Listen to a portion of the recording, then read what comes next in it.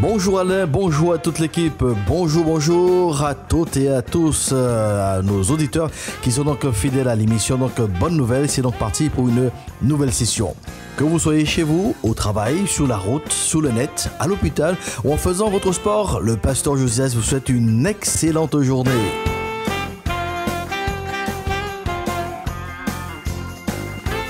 Permettez que je partage avec vous une clé de lecture. La journée a déjà été faite par le Dieu créateur. Selon le psaume 118, le verset 24, il nous est dit « C'est ici la journée que l'Éternel a faite, qu'elle soit pour nous un sujet d'allégresse et de joie. » Cela veut dire que chaque nouveau jour est dans la programmation de Dieu. Donc il n'y a pas de hasard, il n'y a pas donc d'imprévu. Pour nous qui avançons une seconde à la fois dans la journée, nous découvrons, nous sommes surpris, nous modifions des fois le programme, nous nous adaptons en fonction donc des éléments que nous trouvons. Mais rappelons-nous que la journée a déjà été réalisée devant Dieu. Faites donc confiance au Dieu créateur qui vous prête le souffle de vie pour avancer dans l'aventure de cette nouvelle journée de grâce. Ne regardez pas aux épreuves, aux difficultés que vous rencontrez maintenant, ou du moins, regardez-les avec cette perspective. Le Dieu créateur vous a précédé dans ce que vous vivez aujourd'hui, maintenant. Je crois que le moment s'y apprête pour une prière.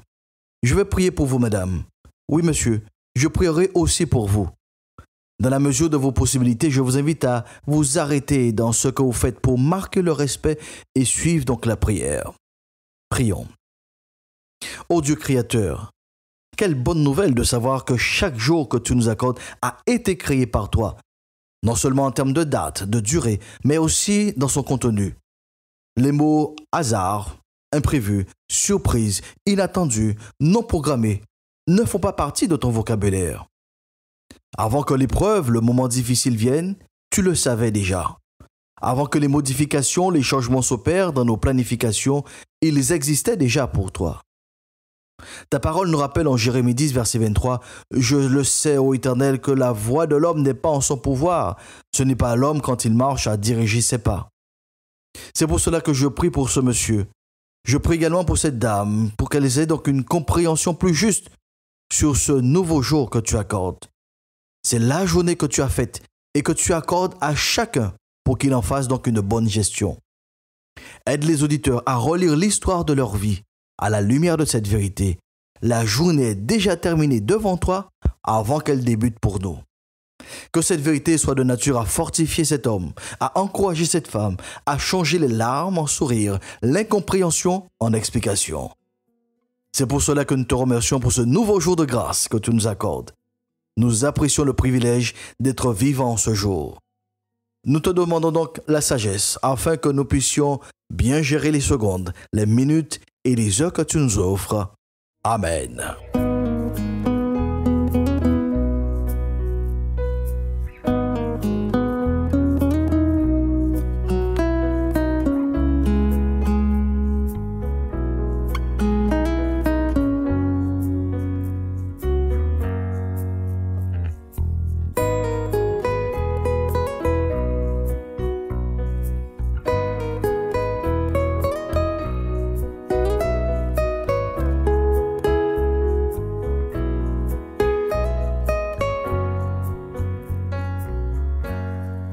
Mesdames, Messieurs, les auditeurs de l'émission Bonne Nouvelle, il est important dans la vie d'avoir de la lucidité. C'est donc avoir la faculté de voir, de comprendre les choses avec clarté et justesse. Je prie que l'émission Bonne Nouvelle vous apporte les informations spirituelles qui vous permettront, madame, monsieur, d'être lucide. Donc d'avoir une vue claire et exacte des choses.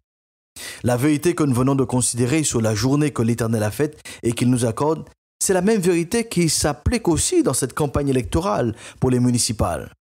Madame, monsieur, nous sommes invités à faire preuve de perspicacité. Soyez doux et d'une intelligence pénétrante et subtile, établissez donc des prévisions pour l'avenir. Nous savons pertinemment que nous n'avons aucun pouvoir sur l'avenir. Ne serait-ce que ce qui se passera dans la prochaine heure. Personne ne le sait. C'est pour cela que l'apôtre Jacques nous interpelle en ce sens au chapitre 4, le verset 13. À vous, maintenant qui dites aujourd'hui ou demain, nous irons dans telle ville, nous y passerons une année, nous trafiquerons et nous gagnerons. Vous qui ne savez pas ce qui arrivera demain, car qu'est-ce que votre vie? Vous êtes une vapeur qui paraît pour un peu de temps et qui ensuite disparaît. Vous devriez dire au contraire, si Dieu le veut, nous vivrons et nous ferons ceci ou cela. Voici une vérité donc qui aurait dû être mentionnée à la fin de toute présentation de programme, à la fin de tout discours politique dans nos quartiers.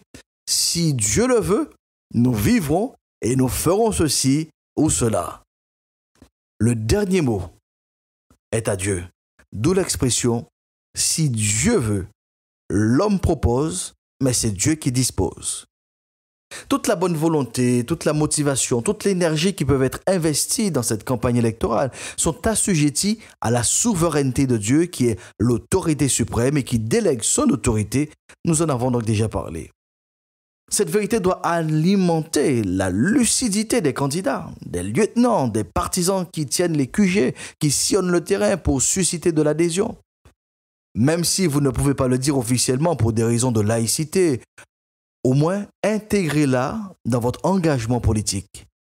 Si Dieu le veut, nous vivrons et nous ferons ceci ou cela. Pour ces élections municipales, nous voulons un 20 sur 20 en lucidité. Nous savons très bien que tous les candidats ont des points forts et des points faibles. Ils ont des domaines de compétences et des domaines d'incompétence. Ils sont certes porteurs d'un projet, d'une vision, mais qu'ils ont besoin d'une équipe qu'ils doivent déléguer. L'apôtre Paul, au travers d'une illustration, interpelle donc tous les électeurs en ce sens. Quand l'un dit, par exemple, dit l'apôtre Paul, « Moi je suis de Paul » et un autre, « Moi d'Apollos », n'êtes-vous pas des hommes? Qu'est-ce qu'Apollos et qu'est-ce que Paul? Des serviteurs par le moyen desquels vous avez cru, selon que le Seigneur l'a donné à chacun. J'ai planté, Apollos a arrosé, mais Dieu a fait croître.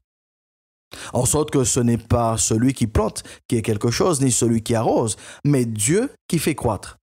Celui qui plante et celui qui arrose sont égaux, et chacun recevra sa récompense selon son propre travail. Car nous sommes ouvriers avec Dieu, vous êtes le champ de Dieu et l'édifice de Dieu.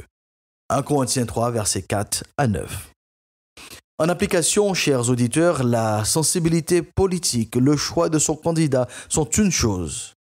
Mais gardez à l'esprit que Dieu est souverain en toutes choses. Tout ce qui est de l'ordre de la croissance, de la réussite, relève de lui et uniquement de lui. Il en est la source.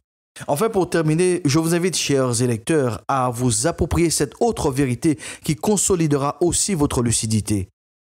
Au-delà des divergences d'opinion, de bords politiques, nous formons une seule famille.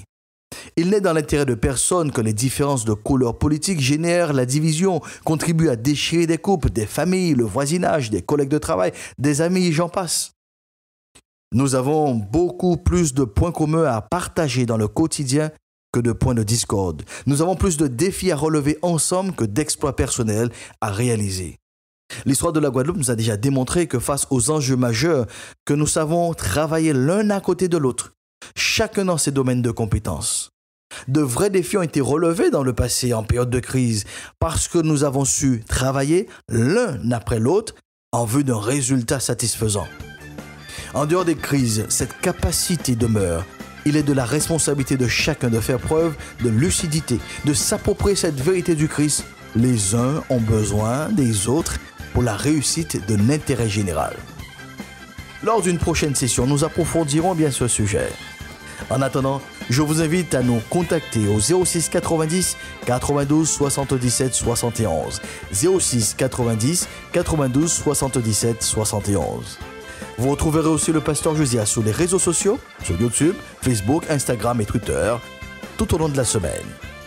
En ce beau jour que le Seigneur nous accorde, le pasteur Josias vous invite à faire preuve de lucidité pour cette nouvelle semaine et proclame « La paix de Dieu soit avec vous pour une meilleure saison ».